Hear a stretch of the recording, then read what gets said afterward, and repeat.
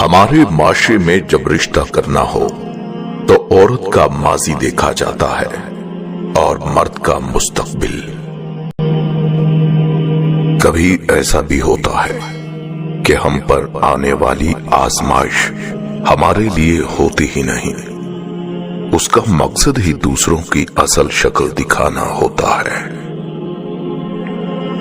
پاکیزگی تو صرف نفرت میں رہ گئی ہے، محبت میں تو لوگ کپڑے اتار دیتے ہیں۔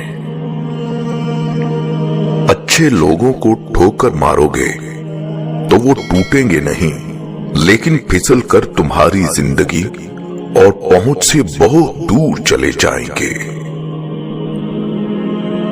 جسم گندا ہو تو لوگ دور ہو جاتے ہیں، دل گندا ہو تو رب دور ہو جاتا ہے۔ شیخ سعدی رحمت اللہ علیہ فرماتے ہیں، آپ کے اخلاق کی قدر بھی لوگ اس وقت کریں گے جب آپ کے پاس دولت اور طاقت ہو۔ غیر ضروری تنقید وہ تلوار ہے جو سب سے پہلے خوبصورت تعلقات کا سر قلم کرتی ہے۔ اگر آپ ضرورت مند ہیں تو زکات لیجئے، جہیز نہیں۔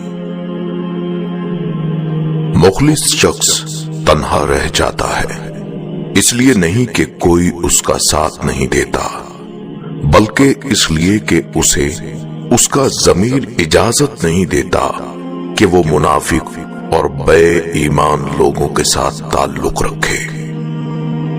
ایک سانس تب آتا ہے جب ایک سانس چھوڑ جاتا ہے۔ محبت اور دوستی، یہ دو چیزیں ہر طوفان کا مقابلہ کر سکتی ہیں، مگر ایک چیز ان دونوں کے ٹکڑے ٹکڑے کر سکتی ہے، اور وہ ہے غلط فہمی۔ غصے کے وقت تھوڑا رک جائیں اور غلطی کے وقت تھوڑا جھک جائیں، زندگی آسان ہو جائے گی۔